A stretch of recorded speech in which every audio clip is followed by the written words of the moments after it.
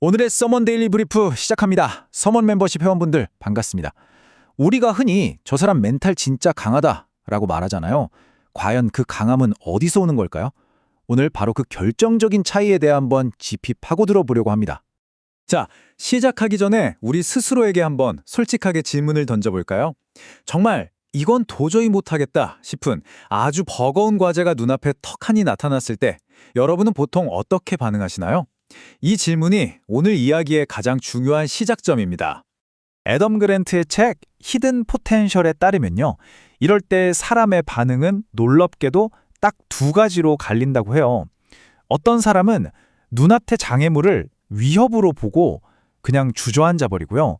또 어떤 사람은 이건 내가 넘어야 할 도전 과제, 즉 난관으로 보고 오히려 투지를 불태운다는 거죠.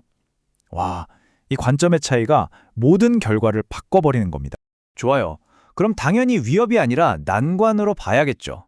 근데 이게 그냥 좋아, 긍정적으로 생각하자 이렇게 다짐만 한다고 될까요? 책에서는 절대 그게 다가 아니라고 말합니다.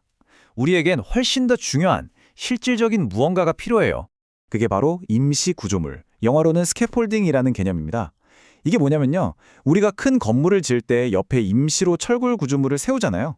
바로 그것처럼 우리의 성장하려는 마음이 현실의 어려움 속에서 무너지지 않도록 든든하게 받쳐주는 모든 지지대를 뜻해요. 그게 나를 믿어주는 사람이 될 수도 있고 실패를 격려하는 문화나 체계적인 프로세스가 될 수도 있죠.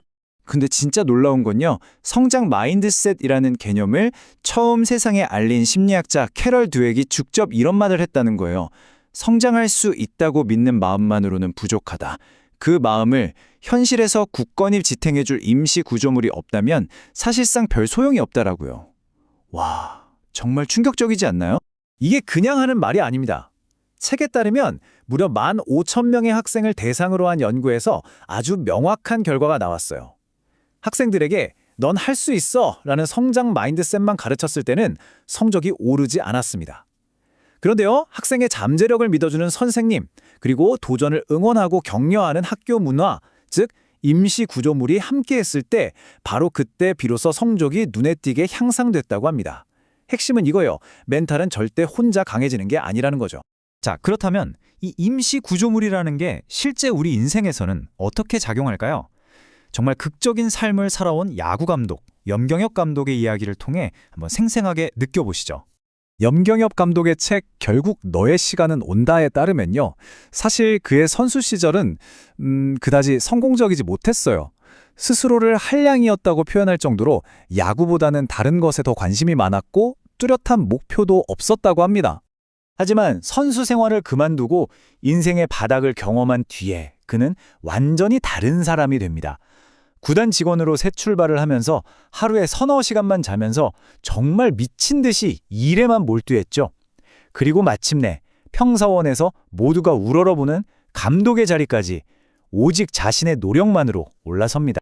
그런데 바로 그 성공의 정점에서 엄청난 압박감을 이기지 못하고 경기 중에 덕아웃에서 쓰러지고 맙니다. 자신의 모든 걸 바쳐서 달려온 인생의 정상에서 그를 기다리고 있었던 건 영광이 아니라 차가운 병상이었던 거죠. 우울증까지 찾아온 인생의 가장 어두운 터널 속에서 그를 다시 일으켜 세운 건 정말 의외의 한마디였다고요. 바로 자기 자신에게 건넨 위로였습니다. 너 정말 할 만큼 했어. 성공도 해봤잖아.